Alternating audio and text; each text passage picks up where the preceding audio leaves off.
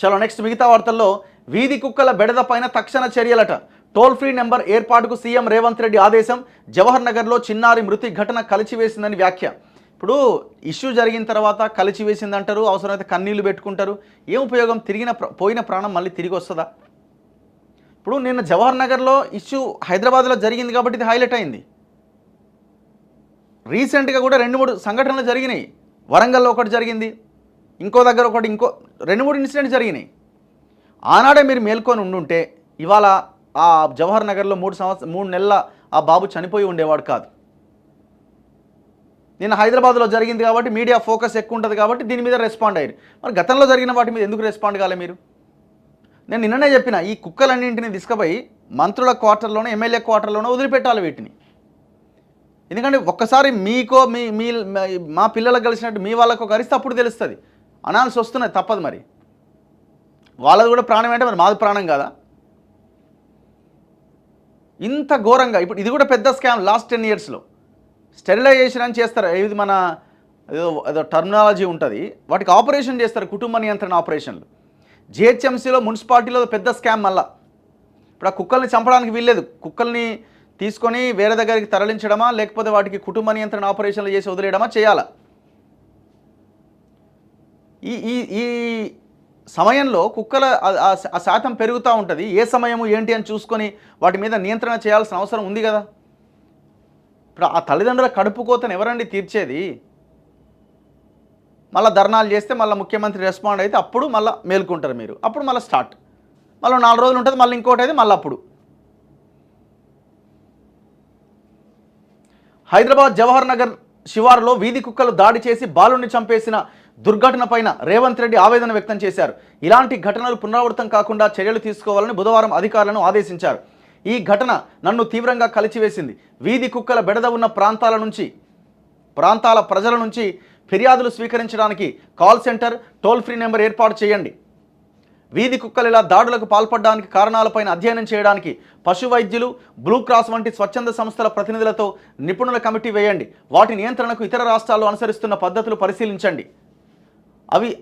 అవి కరిస్తే తక్షణం చికిత్స అందించడానికి వీలుగా రాష్ట్రంలోని అన్ని ఆసుపత్రుల్లో అవసరమైన మందులు అందుబాటులో ఉంచాలి అని అధికారులను సీఎం అప్రమత్తం చేశారు. జవహర్ నగర్లో వీధి కుక్కలు పట్టుకుంటున్న కార్పొరేషన్ సిబ్బంది మరి ఇన్ని రోజులు ఏం బీకిరా?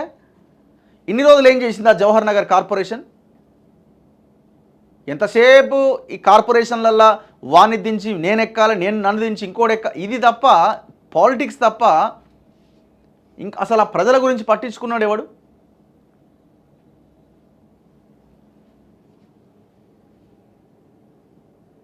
ఇదే పని ముందే చేసి ఉంటే, ఇదే కుక్కల్ని పట్టుకునే పని ముందే చేసి ఉంటే ఆ బాబు బతుకునేటోడు కదా. ఇక జమ్మికుంటలో 3 ఏళ్ల బాలుడికి తీవ్ర గాయాలు. కరీంనగర్ జిల్లా జమ్మికుంట మండలం పెద్దంపల్లికి చెందిన మోక్షిత్ 3 సంవత్సరాలు బుధవారం పెద్దపల్లి జిల్లా ఓదేలు మండలం గూడెంలో కుక్క దాడి చేయగా తీవ్రంగా గాయపడ్డాడు. గూడెంలోని పెద్దమ్మ ఇంటికి వెళ్ళగా ఈ ఘటన జరిగినట్లు బాలుడి తండ్రి రాజు తెలిపిండట. హుజూరాబాద్ పట్టణంలోని Vidyanagar colony, Gandhinagar colony, Siddharthanagar colony, Mamindlawada, Pratapawada municipal పరిధిలోని బోర్నపల్లి ప్రాంతాల్లో బుధవారం సాయంత్రం నుంచి రాత్రి వరకు వీధి కుక్కలు స్వైర విహారం చేసి 25 మందిని తీవ్రంగా గాయపరిచినాయట. చూసుకోరు ఎట్లుందో. సుమలత అనే వివాహిత పరిస్థితి విషమంగా మారడంతో వరంగల్లోని ఎంజీఎం ఆసుపత్రికి తరలించారట. ఎంత ఘోరంగా ఉన్నది చూడండి, దొంగలు ఊర్ల మీద పడ్డట్టే ఉన్నది.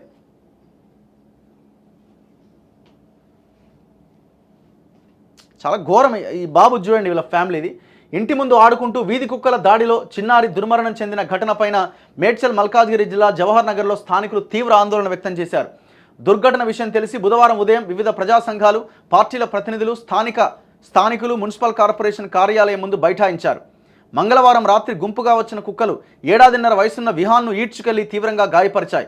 తల్లిదండ్రులు వెంటనే ఆసుపత్రికి తరలించిన వైద్యులు బాలుడి ప్రాణాన్ని కాపాడలేకపోయారు.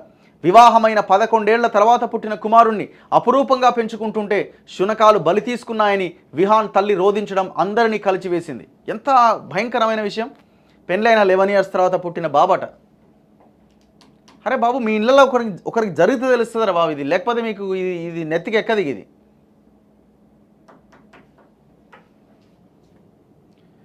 ఈ వీధి కుక్కల ఒకటి, ఈ హాస్టల్స్లో కలుషితాహారం తిని ఆసుపత్రుల పాలవుతున్న ఇన్సిడెంట్స్ 2, ఏకంగా చనిపోతున్నారు హాస్టల్స్లో. నిన్న సూర్యాపేట పెన్పహాడ్లో ఒక అమ్మాయి అనుమానాస్పద మృతి. ఇవి రెగ్యులర్గా పేపర్స్లో వస్తున్న వార్తలు. ఒక్క రివ్యూ లేదు వీటి మీద, ఒక్క రివ్యూ లేదు. అన్ని శాఖలు రేవంత్ రెడ్డి ముఖ్యమంత్రి దగ్గరనే ఉన్నాయి. అవి మున్సిపల్ ఆయన దగ్గరే ఉంది, ఎడ్యుకేషన్ కూడా ఆయన దగ్గరనే ఉంది.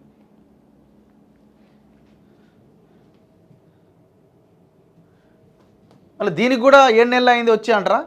ఇక అంతకుమించి ఇక ఇంకొకటి లేదు. ఇక